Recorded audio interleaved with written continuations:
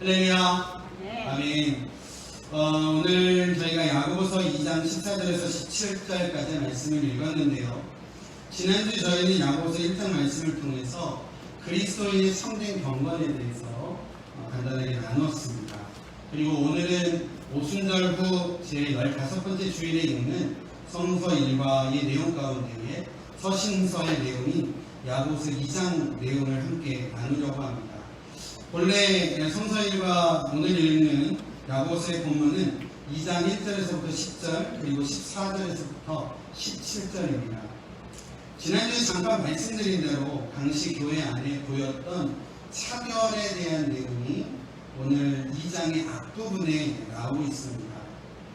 좋은 옷을 입고 또 금패물로 치장하여 회당에 들어오는 사람들을 대할 때와 또 반대로 남루한 옷을 입고 가난한 사람들이 회당으로 들어올 때 각각 다르게 대하고 있는 잘못된 모습에 대하여 지적을 하고 있다라는 겁니다.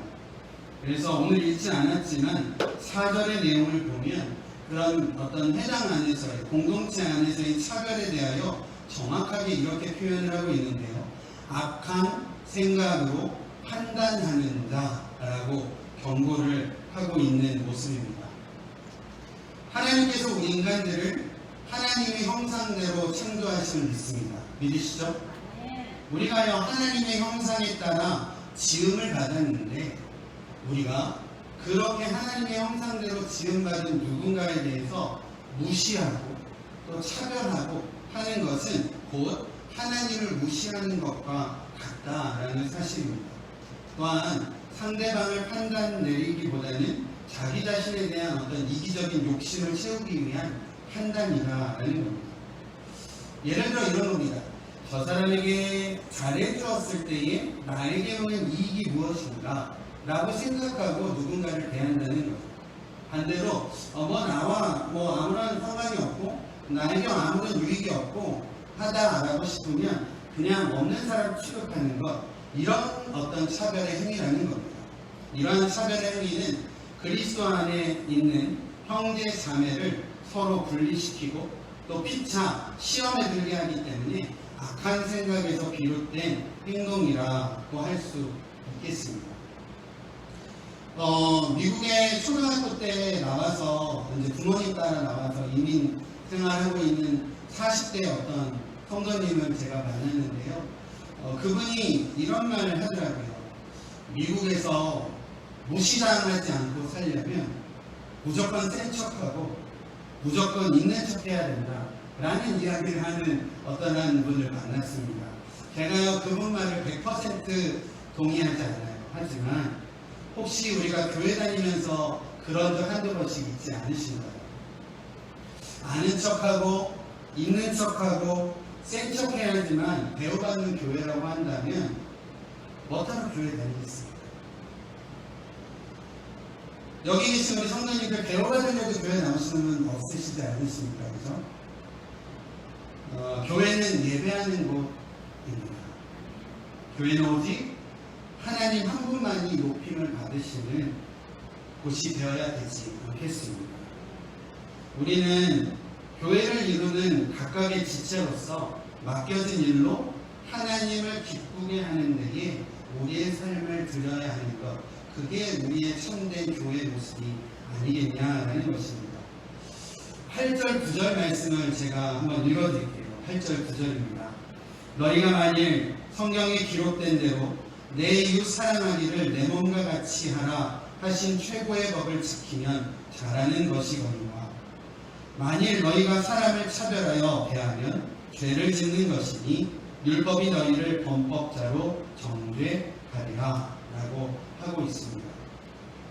우리 중에요 어느 누구도요 자기 자신을 사랑하고 아끼는 데에 조건이 있어서 나를 사랑하고 나를 아끼는 분은 아마 없으실 거라고 생각합니다. 아무런 조건 없이 나 자신을 사랑하고 아낀다라는 거죠. 상대방을 외모나 자신의 어떤 유익됨으로 구별하여 관심을 갖고 사랑하는 것이 아니라 조건에 얽매이지 않고 사랑하는 것, 그것이 하나님께서 우리에게 원하시는 성도 간의 사랑이다 라고 분명히 말씀하고 계신다라는 겁니다. 이러한 내용에 이어서 오늘 본문 말씀이 14절 이렇게 말씀하고 계십니다. 내 형제들아, 만일 사람이 믿음이 있노라 하고 행함이 없으면 무슨 유익이 있으리요. 믿음이 있다라고 우리가 신앙 고백하면서 마음 내키는 대로 행함이 전혀 없이 산다라고 한다면 구원에 있어서 유익되는 것이 무엇이 있겠느냐라는 것입니다. 우리가 사도신경을 통해서 고백합니다. 나는 전능하신 천지를 창조하신 하나님 아버지를 믿습니다. 그리고 그 외아들 우리 주 예수 그리스도를 믿습니다. 예수님께서 성자 예수님께서 그리스도 되심을 믿습니다. 그 예수님께서 십자가에 죽으셨고 부활하시고 다시 사신 주님이심을 우리가 믿습니다. 또 성령님께서 우리 가운데에 역사하심을 믿습니다. 또 죽었다 살아나신 예수님께서 장차 우리 가운데 오셔서 우리를 심판하실 주님으로 믿습니다 라고 고백하면서 그러한 고백이 있지만 우리의 마음에 원하는 대로, 내가 원하는 대로만 살고 내 생각과 내 뜻대로만 산다라고 한다면 믿음이 있다라는 것이 무슨 의미가 있겠느냐라는 우리에게 주시는 찔림의 메시지라는 사실입니다. 참된 믿음은요, 거듭남으로써 그리스도인의 생활과 행동에 참된 변화를 가져와야 한다라는 것입니다. 거듭났지만 변화되지 않는다? 거듭났지만 변화하지 않는다? 아마 이런 믿음은요, 피상적인 것이고 참된 믿음이 아니라라는 사실일 겁니다. 이어지는 14절 말씀에 그 믿음이 능히 자기를 구원하겠느냐라고 하고 있습니다. 이 말은요, 문자적으로요, 행함이 없는 믿음이 너 자신을 구원할 수 있겠느냐라고 하며 질문하는 것이고요.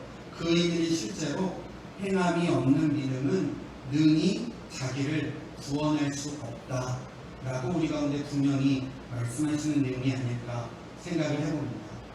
그 이유에 대해서는요, 오늘 본문 말씀 17절에 말씀하고 계시는데요. 마지막 17절 말씀에 행함이 없는 믿음은 그 자체가 죽은 것이다 라고 하고 있습니다. 죽은 믿음이 어떻게 누군가를 구원할 수 있겠습니까? 그렇다면 죽은 믿음의 소유자가 되지 않기 위하여 어떻게 해야 될지 오늘 말씀을 통해서 우리 가운데 주시는 몇 가지 메시지 정리해 나누도록 하겠습니다. 첫 번째는요, 믿음대로 행함이 있어야 된다라는 것입니다.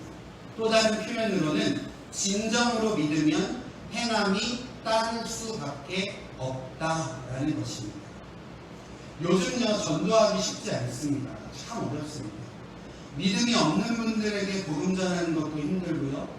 믿음이 있는데 여러 가지 사정으로 지금 교회에 출석하지 않는 많은 분들이 계신데 그분들한테 저희 교회 한번 나와보세요 라고 말씀 전하기가 쉽지 않더라고요. 여러 가지 이유 때문에 교회 나오시지 않는 분들 이야기 들어보면요, 교회 안에서 받은 상처들이 참 많으십니다. 교회 다니는 사람들에게서 보아온 위선적인 모습들, 도덕적이지 못한 경우들을 많이 보았고 사회법에서도 하지 않는 행동들을 교회 안에서 또 봤다라고 하시는 분들도 있습니다. 또 이런 분들도 계시더라고요.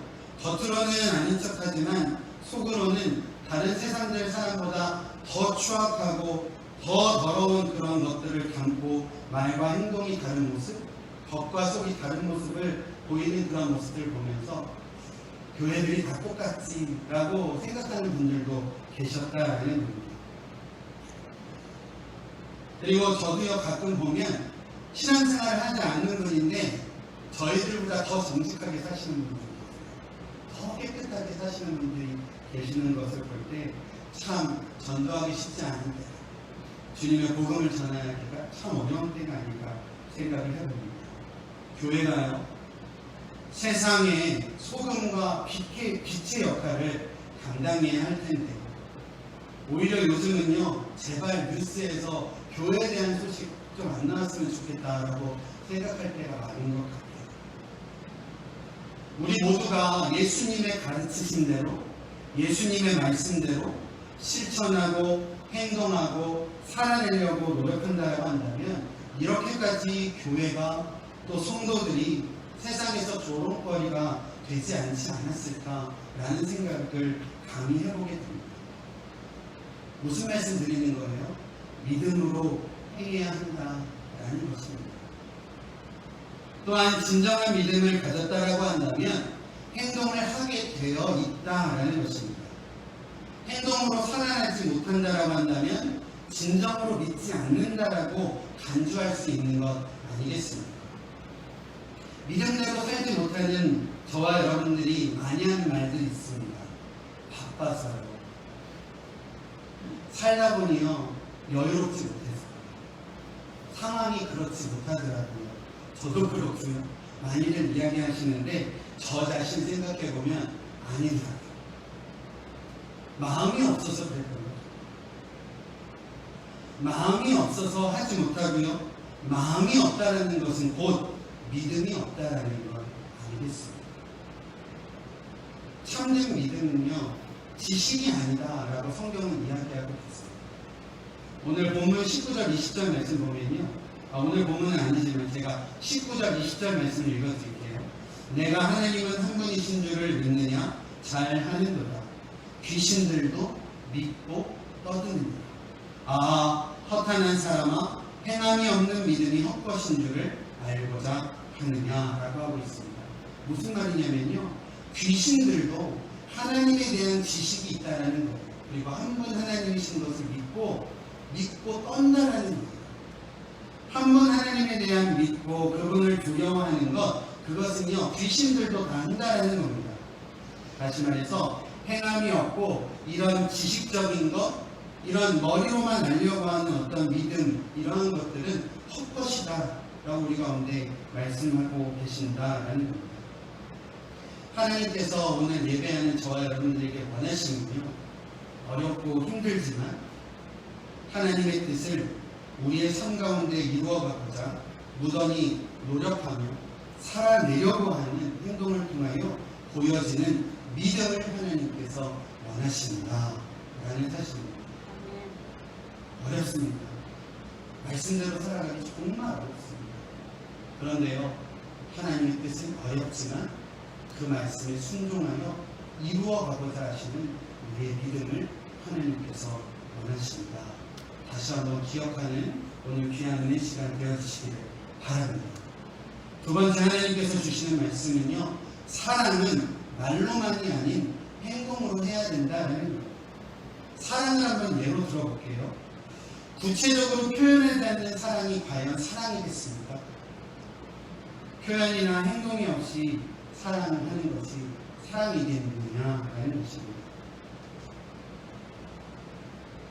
예수님께서요 저희를 향하여 사랑의 표현을 보여주셨는데 어떠한 사랑의 표현으로 보여주셨는가를 우리가 생각해보면 좋을 것 같습니다. 예수님께서는 십자가로 우리 가운데 사랑을 표현하셨습니다.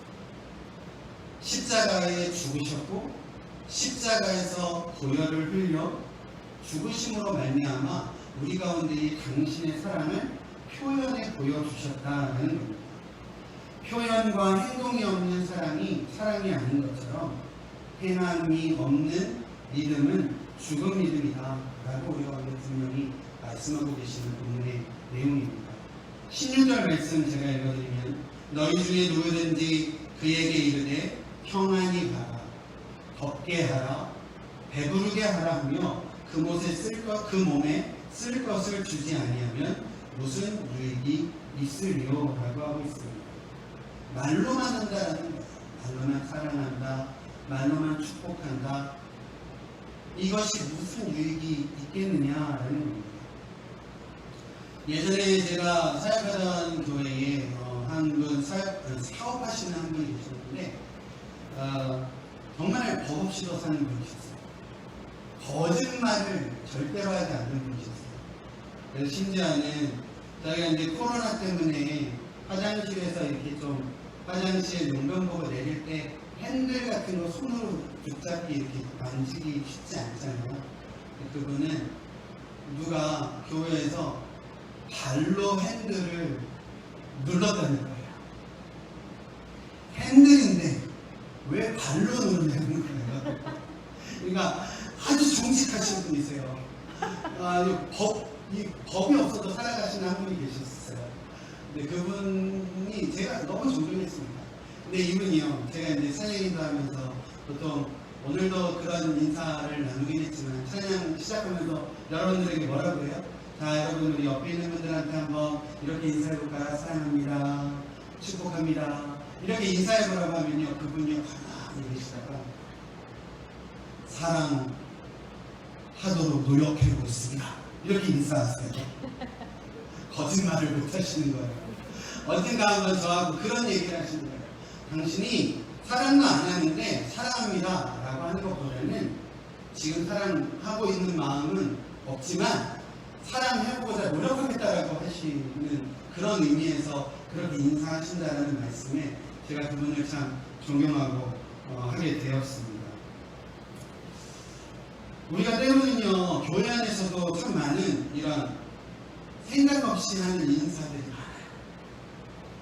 사랑합니다, 축복합니다, 기도합니다. 실제로 하고는 있지만, 하면서도 하지만 그냥 인사치레로 하는 내용들이 많다는 거죠. 오늘 성경에 그러한 내용들이 나오고 있는 거예요. 그것을 공허한 말들이라고 이야기를 하고 있는 겁니다. 성경이 표현하는 공허한 말들이 뭐냐면 평안히 가라, 덥게 하라, 배부르게 하라 라고 하고 있는 거예요. 여기서 평안히 가라 라는 것은 헬라어로 에이레네라고 합니다. 에이레네. 근데 구약에 우리가 잘 알고 있는 샬롬의 평안이에요. 샬롬. 이 샬롬의 평안은요, 전쟁이 끝나고 적대적인 감정이 없어지고 이것만이 아니라, 그러니까 눈앞에 어떤 그 형통함과 평안만이 아니라 인간의 삶의 총체적인 행복과 평안을 이야기하는 것이 샬롬의 평안이라고 이야기를 합니다. 그러니까 평안히 가라, 평안하라 라고 인사를 한다는 거죠. 그리고요, 덥게 하라 라는 것은 뭐냐면요, 헐벗은 자들에게 옷 입어 라고 하는 거예요. 스스로 옷 입어 라고 하는 겁니다. 또 배부르게 하라 라고 하는 것도요, 굶주리고 한 사람들에게 밥 먹어 라고 하는 거예요. 쉽게 얘기해 볼까요? 평안이 없는 사람, 지금 어떠한 말로도 위로가 되지 않는 평안이 없는 사람한테 평안하세요 라고 이야기하는 겁니다.